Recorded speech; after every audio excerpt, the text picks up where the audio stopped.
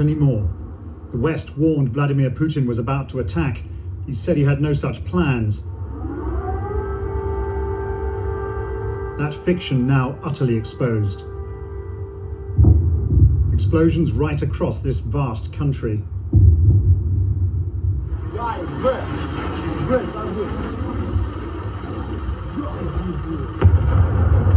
In Ivano-Frankivsk, in the far southwest, a missile struck an airport. Unverified images from Ukraine's northern and southern borders seem to show columns of Russian armor entering from Belarus and Crimea. Within hours, Russian tanks were reported to be on the streets of Ukraine's second largest city, Kharkiv. Whatever Russia says, this attack will not be surgical. To the east of Kharkiv, emergency workers battle to control fires in residential buildings hit by rockets. The number of civilian casualties is rising. At Mariupol in the south, another airport on fire. This country's civilian infrastructure is being heavily struck. There are no more flights in or out. A glance at the map shows a country under attack from east to west, north to south. Earlier, a snarling Russian leader said this was all in self-defense and warned Ukrainians to lay down their arms. We will strive for the demilitarization and denazification of Ukraine. Russia cannot feel safe, develop and exist with a constant threat emanating from the territory of modern Ukraine. In Kiev, Ukraine's embattled president, who must now fear for his job, appealed to the world. Putin started a war against Ukraine, against the whole democratic world. He wants to destroy my country. He wants to destroy our country, everything we have been building, what we live for. So far, all the signs are that this attack is working out exactly the way Western leaders have been warning for weeks. The country is being attacked from all directions, and the fear now has to be that some of those Russian troops are heading here to the capital. Some people aren't waiting to find out what happens next. The roads out of Kiev jammed with traffic, most of it heading west. These people don't want to be liberated by Vladimir Putin. After weeks of extraordinary calm, this suddenly looks like panic.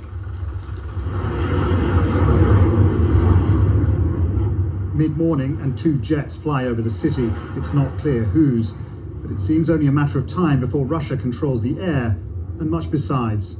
Paul Adams, BBC News, Kiev. Well, people here in Kyiv woke to the sound of air raid sirens up above as citizens who'd long prayed for peace now had to face war. My colleague Nick Beak has been gauging the thoughts of some of the people here to the extraordinary unfolding events. The invasion, the attack that Russia promised would never happen, has now started.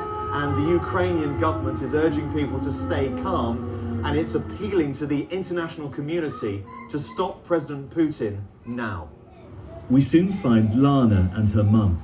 Russia forced them from their home in Crimea 8 years ago. Now they're on the move again. It's very, very nervous, and I'm very scared. But I must be strong. After the overnight attacks from the skies, many are taking refuge underground. Well, this feels like one of the safest places in the city today, not just because there are lots of soldiers about, but because the metro is doubling up as a bomb shelter. And overnight families have come down here. They're trying to follow the news of what's happening, and they're trying to work out what they're going to do next. 2-year-old Yegor is still smiling, but his mum and dad are worried. 8 bombs. 8 bombs. 8 bombs. And Borisopol.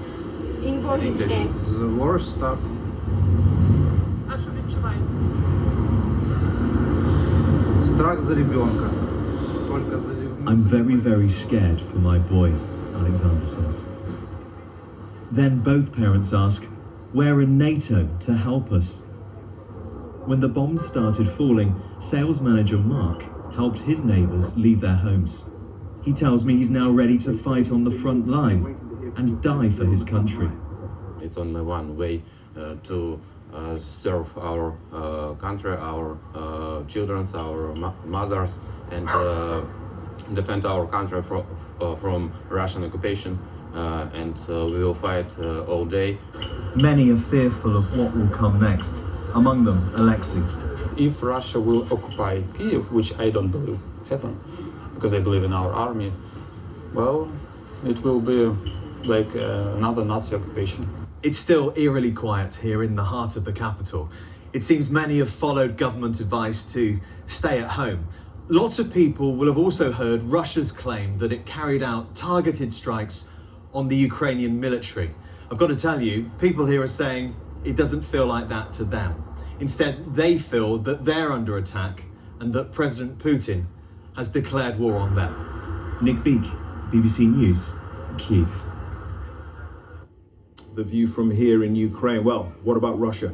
In an address on state television, Vladimir Putin claimed his country had been left no choice but to defend itself against what he suggested were threats from modern Ukraine, and that Moscow would try to what he called denazify this country. From Moscow, Steve Rosenberg. From the president of Russia, a fateful decision. Vladimir Putin said military operation, but really, the Kremlin was launching a full-scale invasion of Ukraine. Russian stocks plunged, the ruble hit an all-time low. Fears of conflict superseded by the shock of a war and what may come next. I think that if Putin is not stopped now in Ukraine, this war would be the beginning of the Third World War. Vladimir Putin comes across now as a leader with an almost messianic idea to force Ukraine back into Moscow's orbit, even if that means war. What the public might think about that doesn't come into it. He seems determined to achieve his goal. In the center of Moscow, we're against the war, she says, and we want the whole world to know that. But so far, few Russians have come out to protest. Maybe this is why. In Russia now, protests end like this. I'm sorry, so shocked. I just can't help crying. I think that most of Russians don't support this. It's horrible. And why don't they support it? Because it's not our war, it's war Putin, Biden or anyone else, but not our nation. I think the Ukrainian soldiers will surrender, she says, and they should. It's terrible to be at war with Ukraine.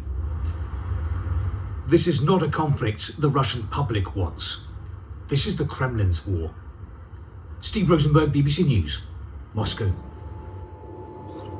Let's talk to our Eastern Europe correspondent Sarah Rainsford, who's in eastern Ukraine. Sarah, the front line in Russia's quarrel over the last 8 years with Ukraine has been where you are in the east. What's the picture looking like now? Line could be moving, that if Ukrainian forces have been battling pro-Russian, Russian-backed forces for the past 8 years and kept that line pretty much in place, now those militias are backed by the Russian army. We know that they've rolled into some areas of the Donbass, and we know that there is some heavy fighting going on along the contact line, as it's known, to the south of where I am now. We know there have been civilians killed today in one area, and that there's, as I say, heavy fighting in several places. So people here back a little way from the front line are worried about what that means. They're worried about an advance by Russian troops. They're worried about the fighting coming to their doorstep. For the moment, life is kind of going on as normal.